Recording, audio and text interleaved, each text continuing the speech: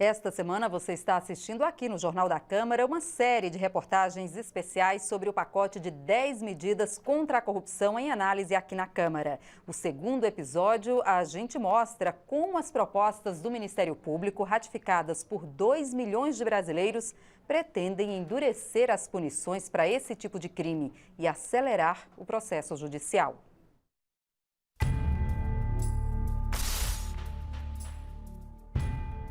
Quando a gente olha as 10 medidas, elas parecem ser um todo só, um conjunto único.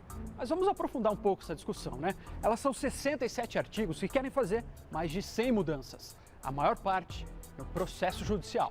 A simples demora já é errada. Justiça lenta, justiça tardia é justiça nenhuma. Mudar, sim. Mas as 10 medidas não são consensuais. É uma coisa absurda, é uma coisa pré-medieval. Nós vamos explicar alguns pontos desse conjunto todo de mudanças judiciais. Nós separamos visões a favor e contra cada uma delas. O primeiro desses pontos atende por um nome em latim, habeas corpus, ou se preferir, simplesmente HC. Na teoria, ele serve para garantir a qualquer um o direito de ir e vir. Na prática, ele teria virado alguma outra coisa. Por exemplo, o caso Satyagraha, o caso Castelo de Areia, o caso Sandal, que o colega Deltan atuou diretamente, a Operação Boi Barrica, dentre outros casos que foram anulados no Superior Tribunal de Justiça por intermédio de habeas corpus, mesmo todos os réus estando soltos, inclusive num caso o réu foragido. Diogo é autor de um estudo que concluiu: isso beneficia principalmente os investigados com dinheiro. O Ministério Público argumenta que o instrumento deve voltar a ser o que ele era lá no início, apenas a garantia do direito de ir e vir. Os advogados discordam. Na época da ditadura militar, nós tivemos só naquele momento a redução e a restrição ao habeas corpus. O HC ele tem que ser amplo, total e restrito para que efetivamente se possa garantir o direito à liberdade das pessoas. Diante dessa bola dividida, o relator do texto deve deixar o HC como está. Se nós ajustarmos outras medidas, não creio que supera esse problema sem mexer numa salvaguarda que tem toda uma simbologia no país, né? Para falar do nosso próximo ponto, a gente lembra de uma metáfora bíblica, a da árvore envenenada. Uma árvore ruim só pode produzir frutos também ruins. Essa ideia dá nome a uma teoria do direito, que diz que ações ilegais só podem produzir resultados também ilegais. Ou seja, as provas, ou se preferir os frutos nesse caso, não valeriam nada.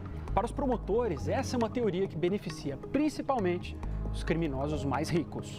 Para um crime de tráfico de entorpecentes, a investigação se iniciou a partir de uma denúncia anônima, né? E essa investigação foi considerada regular. No caso de um crime de corrupção, que envolvia crime do colarinho branco, né? A denúncia anônima foi considerada ilícita e, portanto, anulou totalmente a investigação. Um segundo problema. Essa teoria veio do direito americano. Lá, o tempo criou exceções à regra. Isso o Brasil ainda não importou. As 10 medidas trazem 8 novas exceções. Atenção no detalhe.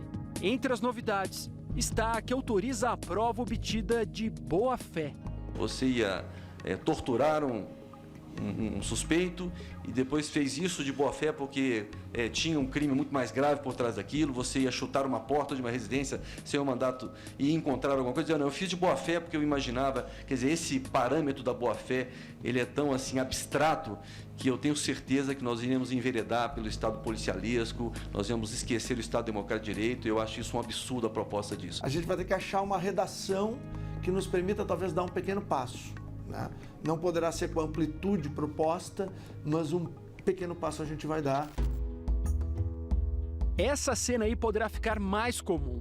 Entre as propostas está a de prisão preventiva para identificar e recuperar o dinheiro desviado. É como se alguém comete um roubo a um banco milionário. Eu acho que enquanto o valor não é recuperado, você tem um risco real de que esse indivíduo fuja e ainda fique com o produto do crime. O preso preventivamente muitas vezes nem é réu. Ele é réu. Ele se manifestou, ele não foi ouvido. Então eu sou favorável a que a prisão seja o resultado de um processo, jamais o início dele. Habeas corpus, provas ilícitas e prisão preventiva são instrumentos que já existem e que podem mudar. Há também sugestões para incluir novas ferramentas no direito. É o caso do informante confidencial, com identidade mantida em sigilo, se ele estiver correndo risco de morte. Esse informante confidencial ele nem será levado a juízo para prestar testemunho e depoimento.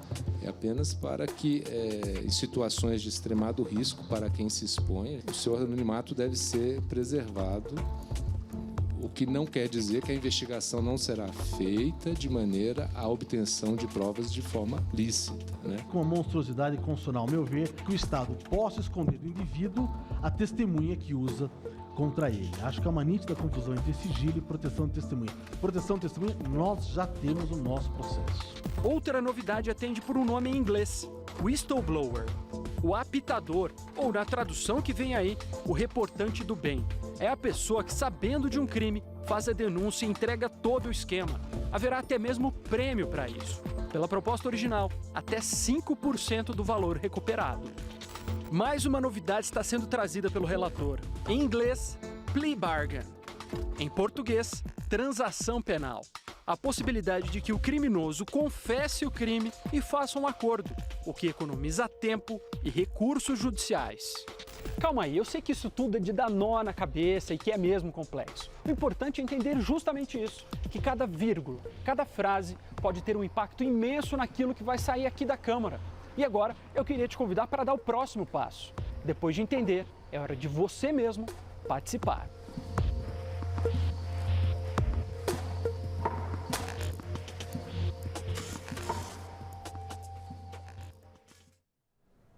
E para participar desse debate, nada melhor do que acessar o nosso portal na internet, www.câmara.leg.br. Lá você encontra a página da Comissão Especial que analisa as 10 medidas contra a corrupção. Na aba Fique por Dentro, mais informações sobre o tema. Além disso, o site da Câmara disponibiliza telefone e e-mail de cada um dos 513 deputados.